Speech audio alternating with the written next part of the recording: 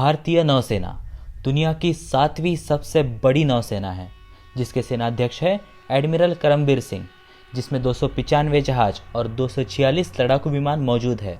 67,000 तैनात और 55,000 अतिरिक्त जवानों के साथ हमारी नौसेना दुनिया की बड़ी से बड़ी सैन्य शक्तियों से लोहा लेने की ताकत रखती है। सागरी सुरक्षा के अलावा अचानक आने वाली प्राकृतिक आपदाओं में रेस्क्यू ऑपरेशंस में नौसेना बड़ी भागीदार रही है। थल सेना और वायुसेना के साथ मिलकर हर युद्ध में हमारे नौसैनिकों ने पराक्रम की परिसीमा पार कर दी है। आज 4 नवंबर 2020 नौसेना दिवस के अवसर पर नौसेना के 5 सबसे बड़े दिल थाम देने वाले ऑपरेशंस हम देखेंगे। नमस्कार दोस्तों, मेरा नाम है निशांत और आप देख रहे हैं द थर्ड एंगल। दिन था 3 दिसंबर 1971।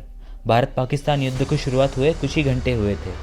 पाकिस्तान ने भारत के एयरक्राफ्ट कैरियर आईएनएस विक्रांत को तबाह करने के लिए अपनी सबसे बदनाम पनडुब्बी पीएनएस गाजी को रवाना कर दिया। अगले दिन भारत की युद्धपोत आईएनएस राजपूत ने उसे डुबो दिया। कराची पाकिस्तान का सबसे बड़ा और सबसे महत्वपूर्ण बंदरगाह था, जहां पाकिस्तान का सबसे बड़ा नेवी बेस और समुद्री व्यापार का वह केंद्र था। भारत की पंतप्रधान श्रीमती इंदिरा गांधी ने नौसेना को खुली छूट दे दी। ऑपरेशन ट्राइडेंट शुरू हुआ। क्योंकि पाकिस्तान के पास नाइट बॉम्बिंग फैसिलिटी नहीं थी, भारत ने अपने 3 विद्युत क्लास युद्धपोत आईएनएस निपत, आईएनएस निर्घट और आईएनएस वीर को रात के अंधेरे में कराची की ओर रवाना कर दिया। इस मिशन की कमान संभाले हुए थे 25वीं मिसाइल बोट के स्क्वाड्रन कमांडर बबरूभान यादव।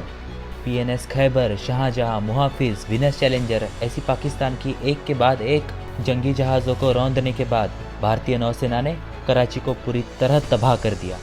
कराची 7 दिनों तक जलता रहा। युद्धों की शुरुआत में ही बड़ी सफलता हासिल हुई। आगे महज 13 दिनों में पाकिस्तान ने हथियार डाल दिए और पाकिस्तान 2 टुकड़ों में बंटकर बांग्लादेश का निर्माण हुआ। मालदीव की राजधानी माले, 3 नवंबर 1988। मालदीव के बिजनेसमैन अब्दुल्ला लुत्फी ने people's liberation organisation of Tamil Eelam के साथ मिलकर तख्ता पलट की साजिश को अंजाम दिया।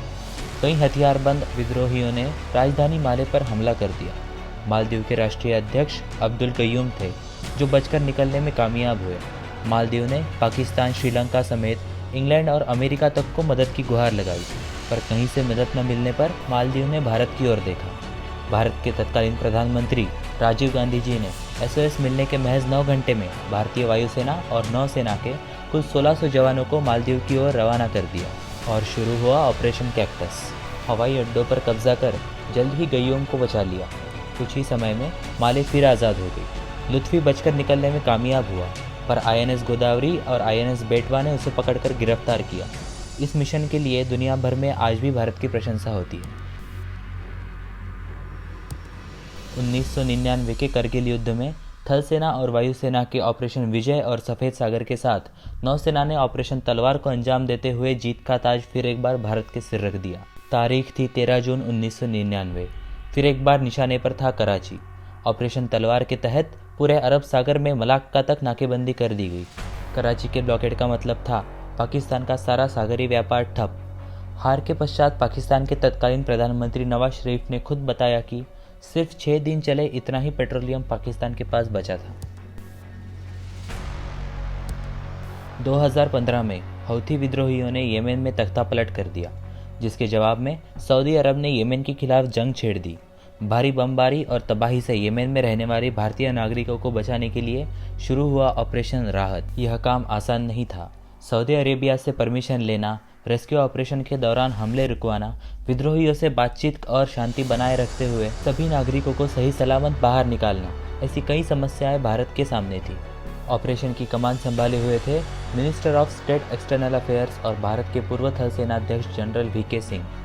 भारत ने जिबूती से बातचीत कर वहां अपना ऑपरेशनल बेस बनाया। जनरल साहब ने खुद जिबूती और सना, जो एक युद्ध क्षेत्र था, वहां जाकर खुद ऑपरेशन की जाँच की। भारतीय नौसेना की आईएनएस मुंबई, आईएनएस सुमित्रा और आईएनएस तारकश के समेत कुछ यात्री जहाज़ों ने वायुसेना की मदद से 4,640 भारतीय नागरिकों को और 41 देशों के कुल 960 नागरिकों को रेस्क्यू किया। किसी और राष्ट्र की सीमा में भी अपने नागरिकों की रक्षण के लिए भारतीय सेना डटी रही।